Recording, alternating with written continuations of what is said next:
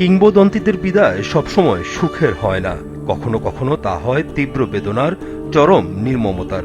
2026 বিশ্বকাপ হয়তো হতে পারত তার রাজকীয় মুকুট পরার মঞ্চ, কিন্তু নিয়তির নিষ্ঠুর পরিহাসে কোনো অর্জন ছাড়াই চোখের জলে শেষ হল তার বিশ্বকাপ।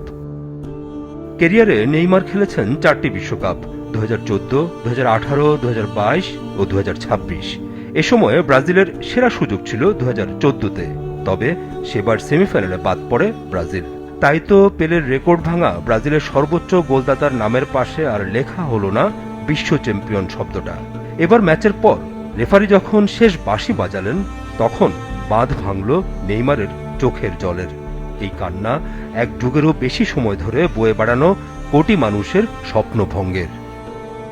যিনি কোটি মানুষকে হাসিয়েছেন তার পায়ের জাদুতে, আজ তিনি নিজেই ভাসলেন অশ্রু জলে। ট্রফি দিয়ে হয়তো শ্রেষ্ঠত্ব মাপা যায়, কিন্তু ভালোবাসা নয়। বিশ্বকাপটা নেইমারের শোকেসে না থাকলেও ফুটবল রোমান্টিকদের হৃদয়ে তিনি থাকবেন চিরকাল এক ট্র্যাজিক হিরো হয়ে।